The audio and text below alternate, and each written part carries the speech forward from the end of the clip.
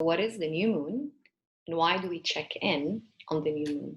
Today, as we approach the new moon window, we'll dive into what would actually be called point zero, but also point 10, zero being the number of creation, 10 of destruction, which is in numerology also a zero. That which is created is also getting destroyed, making room for that which is ready to be created. As the pendulum or the movement of the pendulum goes up and down, what goes up must come down. We see it in nature, outside of us, all the time. Nature can clue us in. So can the planets, as again, the planets are not doing anything. They're actually messengers reflecting something through the light of consciousness, through that which we're able to see on something that is also happening within, collectively, but also uniquely, individually.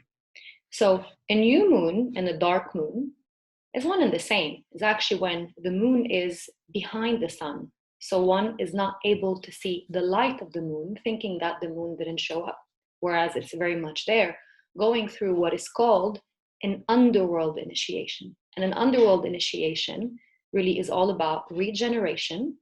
So what needs to go is going, and what needs to birth is rebirthing and birthing. So this is why during the new moon period, when one says, this is the time to set the intention for the next month or the next month, the next 28 and a half days, which is the amount of days that are in a moon cycle.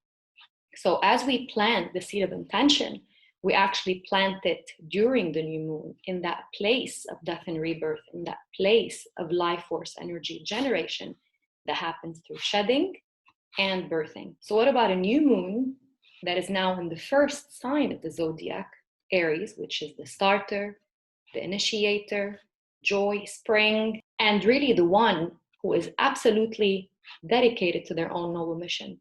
This is the time to really start whatever it is that you might feel has been time for you to start.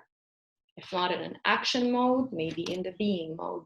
Whatever it is, just starting or beginning something that could just help you start first, think about it later.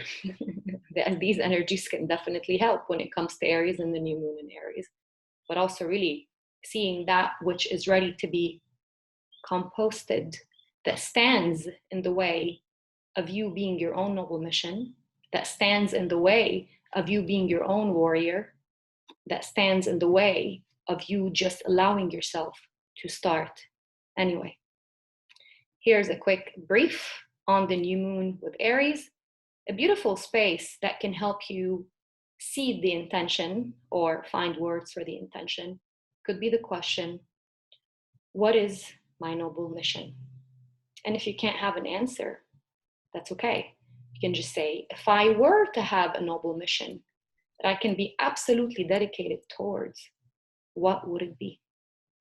If the answer is still not there, just seed the intention of seeing what that could be. I'll see you on the next full moon in Libra.